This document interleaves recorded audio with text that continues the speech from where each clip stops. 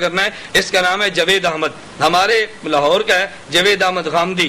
اس نے بھی اس دین کو برباد کرنے کے لیے کئی مسئلے پیش کیے، اور مسئلے وہ پیش کیے جس کا تعلق قرآن سے بھی نہیں تھا، مسئلے وہ پیش کیے پیغمبر کی سنت سے بھی نہیں تھا، مسئلے وہ پیش کیے کہ جس کا تعلق اجماع امت سے بھی نہیں تھا، اجماع امت سے کٹ کے ایک نیا راستہ پیش کیا۔ ایک آدھ اس کا مسئلہ نہیں ہے، اس بدبخت نے مسئلوں کی لائن لگا دی ہے امت کو برباد کرنے کے لیے، امت کو تباہ کرنے کے لیے۔ اللہ ہم سب کی حفاظت فرمائے۔ میں چند ایک اس کے نظریات آپ کے سامنے عرض کرتا ہوں، اور کتابوں کے حوالہ جات کے ساتھ۔ آپ لاہور میں رہتے ہیں، آپ کتابیں دیکھ لیں، فون پہ اس سے پوچھ لیں کہ ہم نے بات سنی غلط ہے یا ٹھیک ہے، پھر ان نظریات کو قرآن پہ پرکھیں، ان نظریات کو پیغمبر کی روایات پہ پرکھیں، ان نظریات کو اجماع امت پہ پرکھیں، تو پھر دیکھیں دین کو تباہ کیسے کیا۔ اللہ ہم سب کو بات سمجھنے کی توفیق عطا فرمائے۔ میں نے کہا جاوید احمد غامدی کا فتنہ یہ الہاد کا فتنہ ہے، بدعت کا فتنہ نہیں ہے۔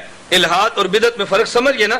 الہاد کسے کہتے ہیں؟ شریعت کے ثابت شدہ مسئلے کا انکار کر دینا، یہ الہاد کا فتنہ ہے، اور جو مسئلہ ثابت ہے اس کو دین کا حصہ بنانا یہ بدعت کا فتنہ ہے، یہ الہاد کا فتنہ ہے۔ اس کے نظریات سنیں۔ عبداللہ بن مسعود رضی اللہ عنہ فرماتے ہیں، مشکات کتاب العلم میں روایت موجود ہے، فرمایا انزل القرآن ولا سبت احرف، اللہ نے قرآن کو اتارا تو 7 حرفوں میں، اللہ نے قرآن کو اتارا تو 7 لغتوں میں۔ عرب کے 7 قبیلے تھے جن کی بڑی مقدار میں زبانیں تھی، اللہ نے ان کی آسانی کے لیے ہر قبیلے کی زبان کی رعایت کرتے ہوئے لفظوں کو اتارا۔ جیسے آپ پڑھتے ہیں الحمدللہ رب العالمین الرحمن الرحیم مالک یوم الدین، پھر آپ پڑھتے ہیں مالک یوم الدین۔ آپ قاریوں سے قرات سنتے ہیں نا، تو مالک بھی اللہ نے اتارا، ملک بھی اللہ نے اتارا۔ یہ جو قرات کا اختلاف ہے اور لغات کا اختلاف ہے، یہ لفظ بدلتے ہیں مگر معنی نہیں بدلتا۔ میں مثال دینے کے لیے کہتا ہوں، یہ ایسے ہی ہے کہ آپ سے پوچھو یہ کیا ہے تو پنکھا ہے بھائی، کسی مسٹر سے پوچھ لو کیا، اس نے کہنا جی فین ہے۔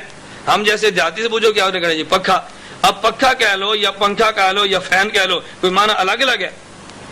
بولتے نہیں، ایک ہی معنی ہے نا، تو ایک ہی معنی ہے۔ اب یہ 3 لغتیں، چیز ایک ہے، لغتیں 3 ہے تو معنی ایک ہی ہے۔ بالکل اسی طرح مالک کا معنی بھی وہ، مالک کا معنی بھی وہ، اور اللہ نے قرآن میں مالک بھی استعمال کیا، ملک بھی کیا ہے۔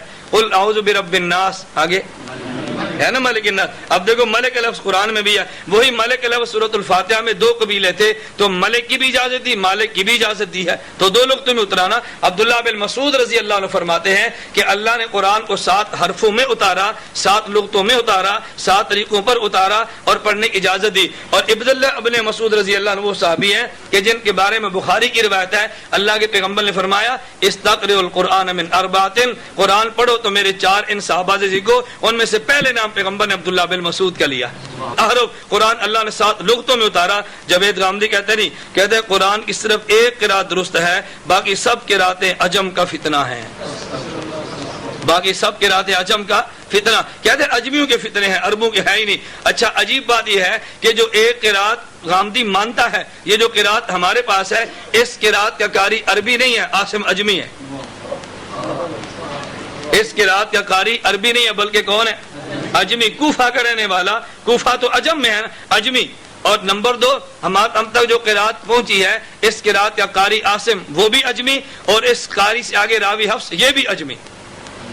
تو کہتا ہے جی میں ایک قرات مانتا ہوں باقی اجمی ہے، تو جو مانی وہ بھی اجمی نکلی، عربی تو وہ بھی نہ نکلی۔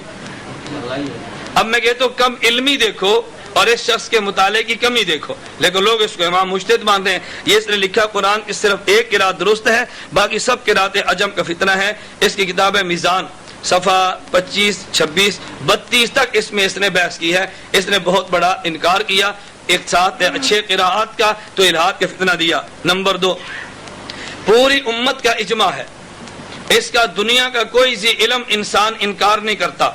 قرآن کریم کی آیات گواہ ہیں کہ شریعت کے مصادر، شریعت کے مآخذ اور شریعت کے ادلہ یہ 4 ہیں۔ شریعت کا جو مسئلہ حل ہوگا قرآن سے، مسئلہ حل ہوگا سنت سے، مسئلہ حل ہوگا اجماع امت سے، مسئلہ حل ہوگا اجتہاد شرعی سے۔ یہ 4 اصول اللہ نے قرآن میں دیے ہیں۔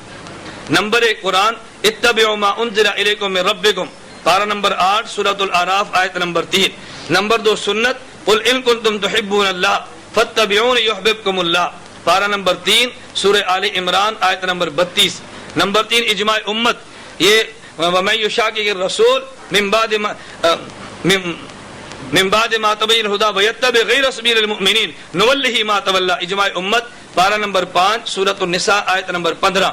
اور اجتہاد شرعی، قیاس شرعی، اللہ فرماتے ہیں وَاتَّبِعْ سَبِيلَ مَنْ أَنَابَ إِلَيَّ، پارہ نمبر 21 سورہ لقمان آیت نمبر 15 میں کہتا ہوں 4 اصول شریعت ہیں، 4 ادلہ شریعہ ہیں اور 4 مصادر اور ماخذ ہیں جس سے مسئلہ نکلتا ہے، لیکن غامدی قرآن سے ہٹ کے، پیغمبر کی سنت سے ہٹ کے اور امت کے اجماع سے ہٹ کے نیا راستہ پیش کرتے ہوئے لکھتا ہے میزان صفحہ 48 پہ، کہتا ہے دین کے مصادر و مآخذ قرآن کے علاوہ دین فطرت کے حقائق، دین فطرت کے حقائق، نمبر 2 سنت ابراہیمی، اور کہتے ہیں قدیم صحائف ہیں، یعنی ہمیں جو مسئلہ ملے گا ابراہیم کے دین سے ملے گا، ہمیں جو مسئلہ ملے گا پہلے صحیفوں سے ملے گا، ہمیں جو مسئلہ ملے گا وہ دین فطرت سے ملے گا، جبکہ اللہ کے پیغمبر کیا فرماتے ہیں، تم دین ابراہیمی کی بات کر رہے ہو، پہلے صحیفوں کی بات کرتے ہو۔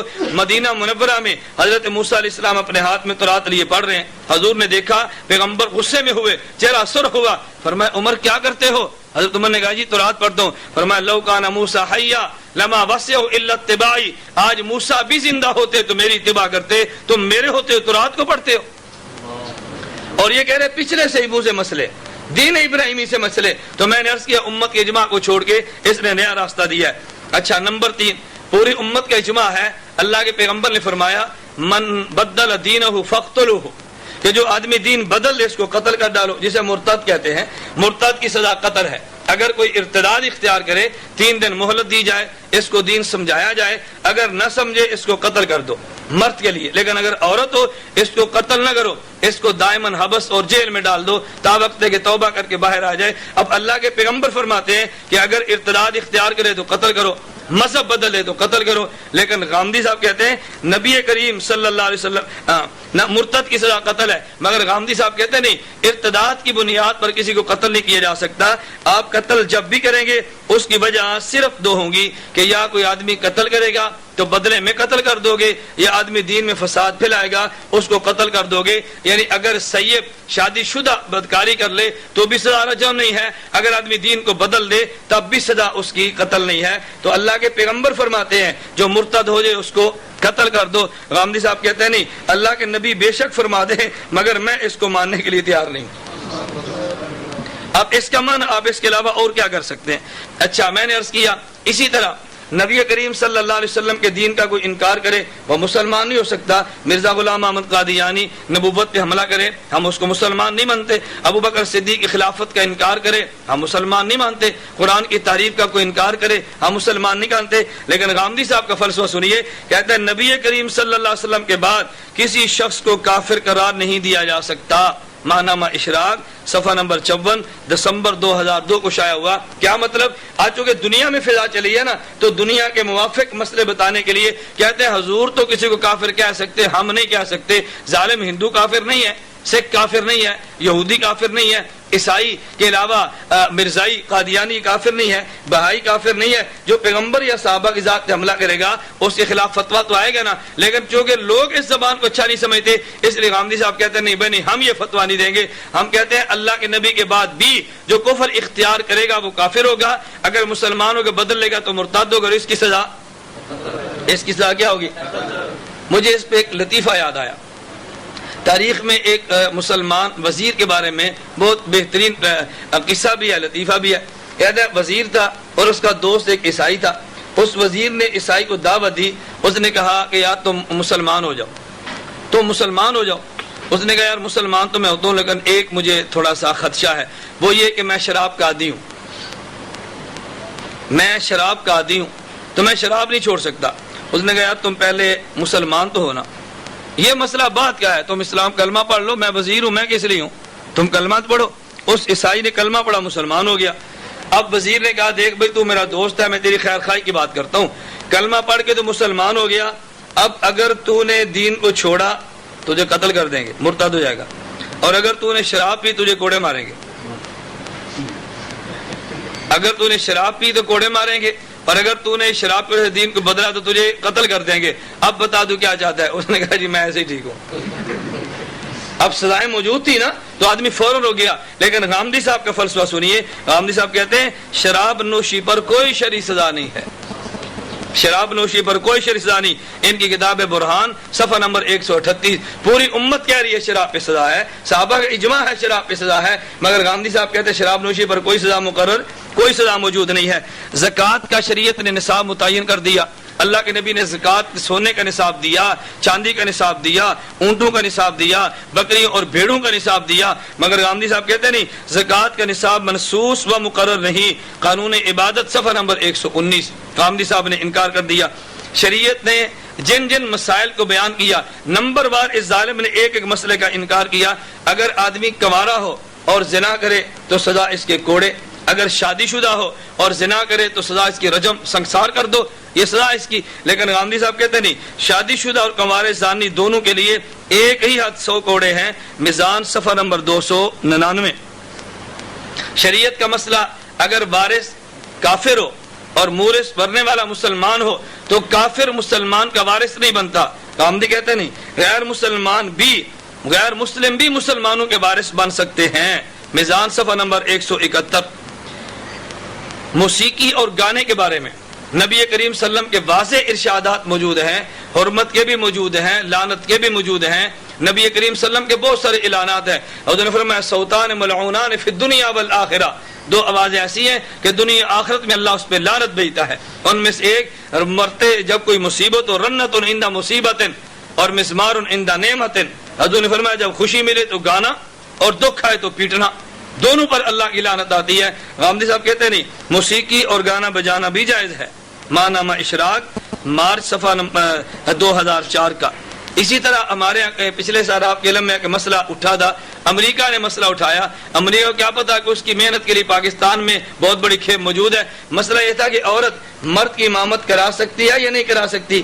دنیا اس پہ متفق ہے, عرب و عجم کے علماء متفق ہیں کہ عورت مردوں کی امامت نہیں کرا سکتی. غامدی صاحب کہتے ہیں عورت مردوں کی امامت کرا سکتی ہے. ماہنامہ اشراق مئی 2005. کفار کے خلاف جہاد کے اعلان پیغمبر نے اعلان کیا اور قیامت تک جہاد باقی رہے گا. لیکن غامدی صاحب نظریہ دیتے ہیں, کہتے ہیں کفار کے خلاف جہاد کرنے کا حکم اب باقی نہیں رہا, اور اگر کسی علاقے کو تم نے فتح کر لیا تو مفتوح کافروں سے جزیہ لینا جائز نہیں. میزان صفحہ نمبر 270. میں نے چند ایک نظریات آپ کے سامنے بیان کیے ہیں جو طے شدہ نظریات تھے اور غامدی انکار کر گیا. عجیب بات یہ ہے کہ غامدی صاحب نے کہا جو نبی جو دین ہے نا سنت, اس کی کل تعداد 40 ہے. پھر کہا جی 27 ہے, اس میں داڑھی کا نام و نشان تک نہیں ہے, چونکہ داڑھی خود نہیں رکھتی نہیں نا, سنت کا انکار کر دیا. اس طبقے کو قریب کرنا تھا, سنت کا انکار کر دیا. تو جس طبقے کو قریب کرنا تھا, جو مسائل ان کے پسندیدہ تھے, غامدی صاحب نے ہمت کر کے ان ایک ایک مسئلوں کا انکار کر کے اور ان کے موافق دین کو دیتا چلا گیا. تو میں نے عرض کیا بات دے نشین فرما لو. میں پھر خلاصتاً عرض کرتا ہوں کہ ہدایت کے اصول 2 ہیں. نمبر 1 اجتہاد اور نمبر 2 اجتہاد اور نمبر 2 تقلید. اور ضلالت کے اصول بھی 2 ہیں.